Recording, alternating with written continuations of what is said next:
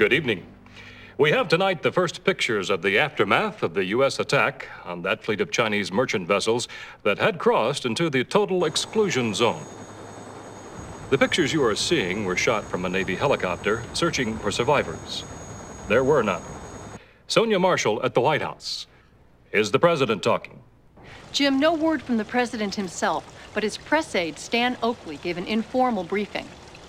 No one with a shred of humanity can be anything but distressed by the loss of civilian life.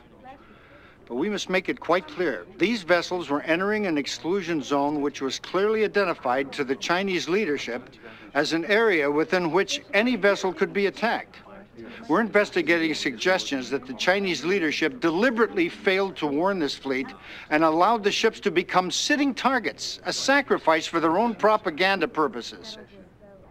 Jim, that line about sacrifice has been heard before, and sources here stress that it is not intended as a device to deflect any outrage at the loss of civilian life, but a genuine theory as to why the Chinese would allow these vessels to sail towards disaster.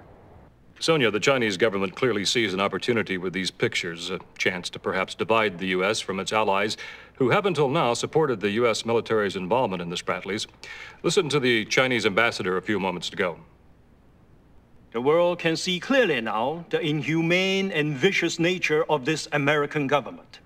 To hear the outrageous allegation that the leaders of the People's Republic would sacrifice their people is to make one shudder with outrage. This from a country where Waco and Ruby Ridge have become synonymous with government violence against its own people. That's the Chinese ambassador's spin. Admiral Jeb Thomas, how do you see it? It was a stark choice.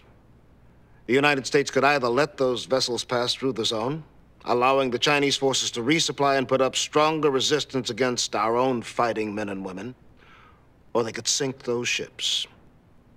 The pictures are horrible, but I think the correct choice was made. We're going to the South China Sea now, where we have just made our first contact of the day with our own Sally Jarvis on the Independence. Sally, we understand this has been a very frightening day. Jim, at dawn this morning, a squadron of Chinese fighter bombers attacked the U.S. battle group. The mystery is, where did they come from? Intelligence had not picked up any air base on the Spratlys capable of handling these planes. Given the danger, we will be spending most of our time from now on below deck. Sally, are you okay? Jim, I'm fine. They got close, but there were no U.S. casualties. However, there is clearly a sense on board here that this war is entering a more dangerous phase. Be careful, Sally.